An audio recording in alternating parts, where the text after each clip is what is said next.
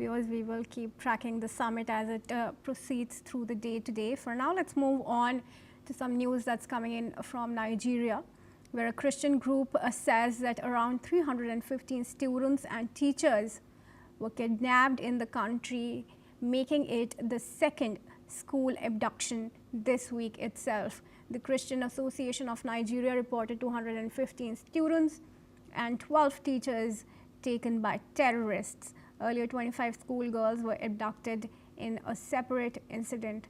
Meanwhile, U.S. Defense Secretary Pete Hegseth met with Nigeria's National Security Advisor Nuhu Ribadu and his delegation to discuss violence against Christians.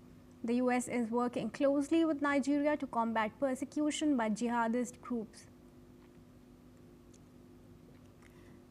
Let's now welcome Osain Taiwu, who is a policy and strategic implementation expert, joining us live from Abuja in Nigeria, live on this bulletin at NewsX World. A very warm welcome to you, Mr. Taiwu.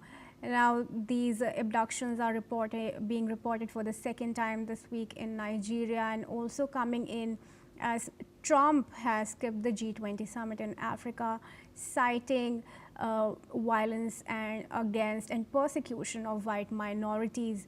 How does this play out in the larger geopolitical context? Thank you for having me once again. It's so sad that my dear country, Nigeria, is actually facing this kind of insecurity tragedy in this current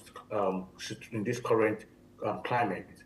It is also very sad that this situation is no longer seen as just a tragedy, but as a state of insecurity that has not just been just on security basis, but as a tool of political and economic variation for power emancipation by some criminal elements in the country. Having said that, it's so sad that over 227 pupils and teachers have been abducted in the country in the past 1 week, from Niger to Kebbi, from Kebbi to Kwara, from Kwara to Zamfara. These are situations that put Nigeria in a very critical state and a very alarming situation that depicts that something is wrong in our security architecture currently. Having said that, it is very critical to say that this is not just an insecurity situation, but it's now more of like a political tool of terrorism and also weaponizing insecurity. And I will state clearly from the words of the current Senate President, Senator Odu, not President, pardon me, a current sitting senator in Nigeria, Senator Odu Zakalu, who said that some members of the Nigerian political class are fueling the Boko Haram to destabilize the current president, Bola Ahmed Tinubu administration. And this is a very critical situation today. And not only that, we have governors who have also raised their voices around this insecurity situation, like Governor Babagana Zulu of Borno State, who said that who have alleged that explosive allegations have been made all by the military, the Nigerian military, and some political class who have leaked intelligence to the Boko Haram. This is very sad and very, very critical in this current situation today. And what is even very pathetic is that we have history of how top Nigerian politicians have been empathetic and sympathetic with this criminal element in the past. I will quote in 2014 or thereabouts, the former Minister for Communications, Issa Pantami, once said, and I quote, that our Muslim brothers are being killed like pigs. Excuse me. He also argued that the killings of this Boko Haram are being amplified and should not be killed like pigs, even if they are terrorists. How very sympathetic can this statement be? And this was a former Minister of Communications in Nigeria.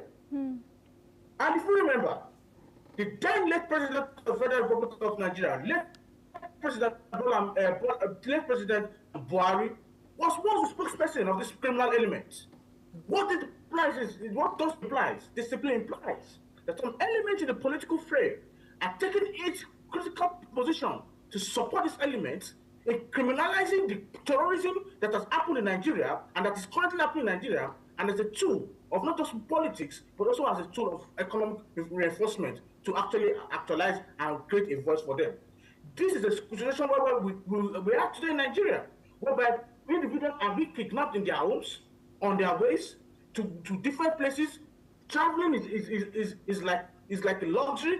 You cannot determine whether you're going to get to your destination or not, because you can either be killed or be kidnapped on the road. And then negotiations are being made by political elites who are supposed to be representing the people, rather than representing the people, and even not only representing people, but also ensure that the kidnappers and these terrorists are being brought to book. Rather, what we see today is negotiation, monetary exchange, and even conversation. And also, we see diplomatic conversations happening between terrorists who are supposed to be in prison or being killed for the crimes they committed.